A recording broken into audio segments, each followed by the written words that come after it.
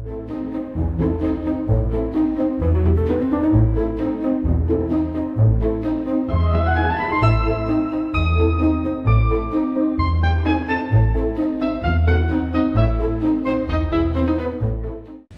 we got chapter, I don't even know what chapter we're on, chapter 4 or something. Nightmare Nightshade. It's a new character! You'll get it when you get this. You know why Nightmare Nightshade is that. It connects to chapter 1. 3 days have passed. Yeah, it's been 3 days. So far, nothing has happened. The town of Evelyn was draped in a false sense of calm. All the people were quietly asleep, unaware of the terror brewing beneath the surface of their dreams. In a quaint little house on Willow Creek Lane, Maddie Rooney tossed and turned in her sleep. She having dreams of Diggy? Suddenly her eyes snapped open, her breath becoming enraged. Gasped. Maddie bolted upright, her heart pounding like a drum against her ribs. Sweat plastered her hair as to her forehead. Oh my God. As she struggled to make sense of the images that still lingered behind her eyelids, in her dream, a figure had emerged from the shadows, its form shifting, called the Nightmare Nightshade, a very scary man with a chainsaw as hand that eats blood for a living and haunts her nightmares. No wonder why she woke up. Ooh, I can't imagine. That guy kind of reminds me of a vampire when they eat blood. That's just disgusting.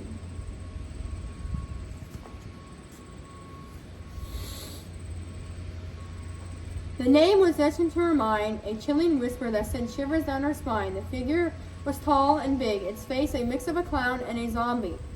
Now we know in chapter 1, we talk about a clown.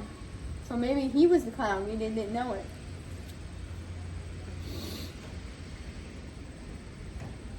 Oh, he's a zombie. Of course. He's gonna bite people's ears off. With a life of its own, its eyes hidden, radiated an intense energetic that seemed to pierce through her very soul. In its hand, its welded and rusty blood-stained chainsaw, his teeth and protein mechanically in the dim light of her dreamscape. Nightmare Nightshade makes people afraid to sleep. No wonder why. She bolted up from her dream. The thing is, I'm surprised her sister didn't wake up. Or was she there? Maybe she was in Hollywood. Maybe she's doing her next movie.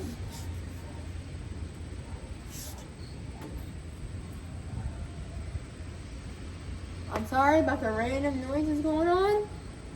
The Nightmare Nightshade makes people afraid to sleep. Maddie scrambled out of bed, her legs trembling beneath her. She stumbles towards the window, out into the darkness, half unexpected to see the spectral figure lurking in the shadows. The streets was deserted, the only sound of gentle rustling of leaves in the wind, but the image of the Nightmare Nightshade remained burned in her mind. A haunting reminder of the terror that lurked just behind the veil of consciousness. Maddie decided she couldn't keep the terrifying dream to herself, and she's in need for answers. The next morning, feel like caffeine and a yawn sense of dread, she ventured out to Evelyn, determined to find someone who might know something about the Nightmare Nightshade. She started with Mrs. Gable, the town's mayor. Of course. A resident historian, hoping she might have stumbled upon some reference to the figure in her search. Mrs. Gable, Maddie began, her voice trembling silently. I had a really strange dream last night. I was hoping you might be able to identify someone, his name, or what I think his name is, Nightmare Nightshade. Maddie tried to describe the figure as best as she could, forcing on this morning mist that observed his face, and then the rusty chainsaw he involved in. Mrs. Gable insisted intently. Her connection on Maddie finished. The mayor leaned back in her chair, a thoughtful expression on her face. Nightmare Nightshade, she must. That's a name I've never came across in my life. But give me a day or two. Oh, this is where the good part happens. Give me a day or two, Maddie, and I'll look into the artifacts and see if I can find anything that matches your description.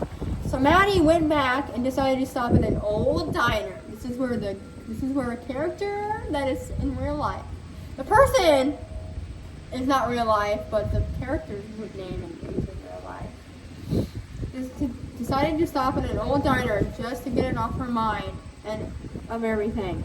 Today was a bustling October morning on the 18th. Marnie Piper, aka her, she's Marnie Piper working at a diner.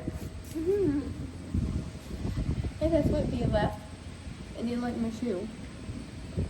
Is serving pumpkin spice lattes and monster shake cookies. Dylan is wiping tables, rolling his eyes at the spooky decorations.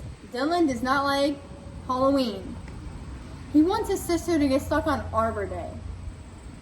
No. I like trees, but no. If they had money on the trees, I would love it, but no.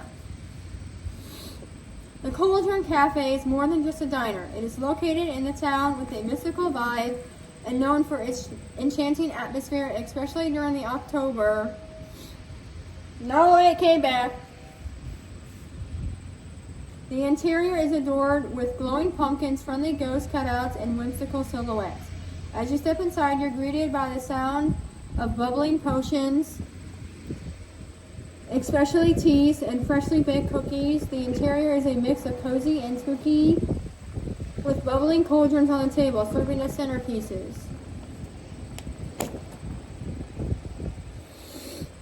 Walls lined with antique spell boxes and flickering candlelight that cast dancing shadows. Her, the owner, is always dressed in her Marnie Piper attire. Of course, she's a witch. Wait, is she the witch in the Witch Museum? That'd be weird.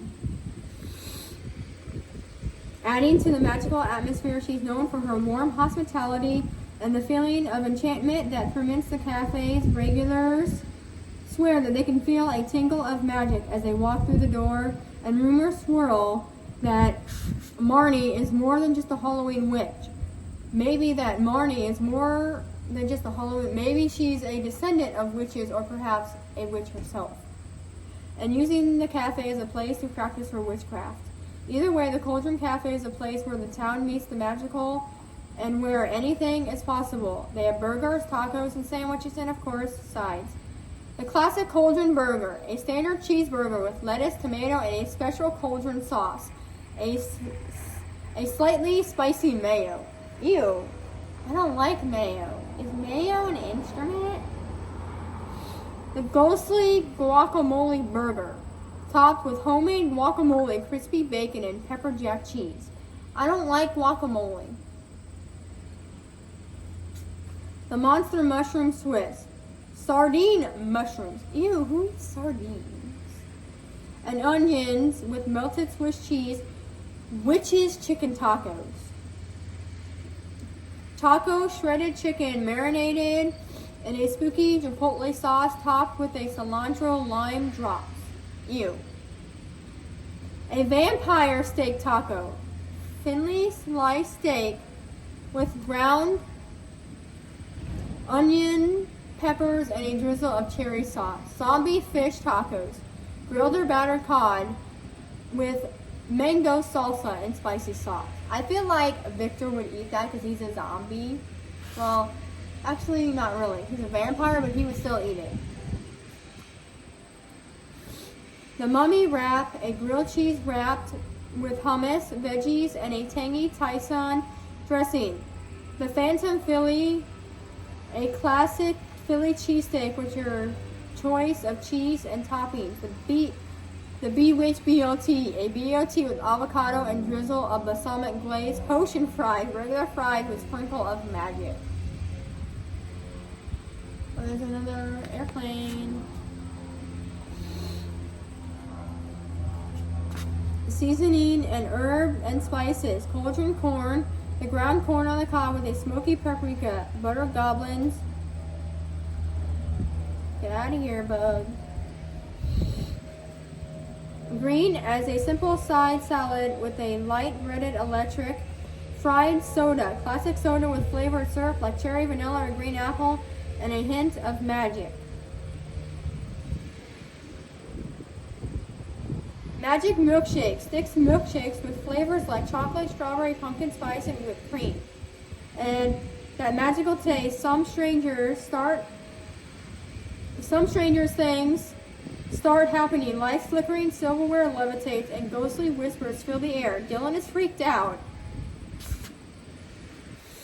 But Marnie tries to play it cool. It's unexpected, a minor magical disturbance. By the way, anything happens here. Every day, so this isn't totally normal. Old Man Hemlock, a regular, notices the comedian, a cryptical remarks, the veil is thin this morning. Be careful what you conquer, Dylan replies. This is more than just a simple hiccup. A spectral figure appears in the diner, causing chaos. Marnie, drawing on her magical abilities, confronts the spirit, attempting to calm it with a charm. Her grandma taught her the spirit, revealed to be a lost soul, longing for connection, is soothed by Marnie's magic. The spectral figure fades away, leaving a scent of peace. Dylan is now a believer. The old man Hemlock smiles whimsically. Marnie realizes that everything is okay. I think this is chapter 6 now. This is one of like the shortest chapters.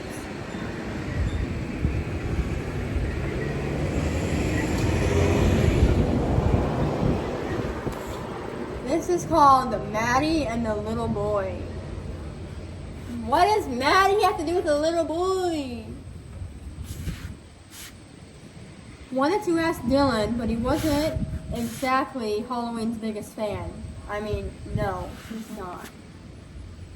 Maddie ordered a sandwich. Where did she order her sandwich at? Is she at the diner? Did she just magically show up? Maybe I'm Maddie. Maybe that's me in the story. A side of fries and a pumpkin spice latte. Okay, she's at the same restaurant. Get out of here, girl.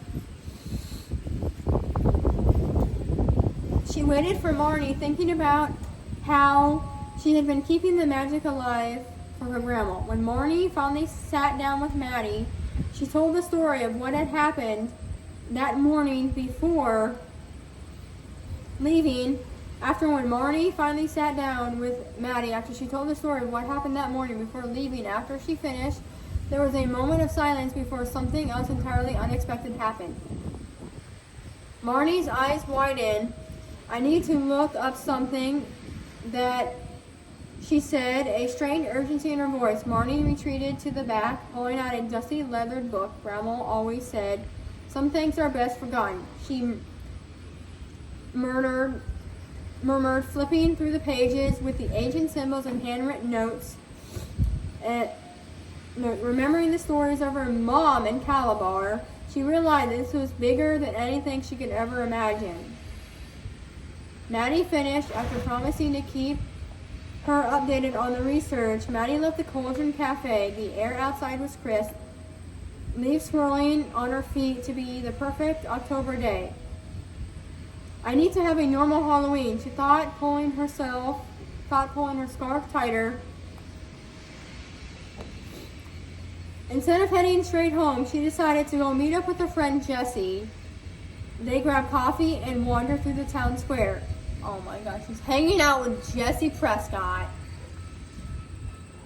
My God.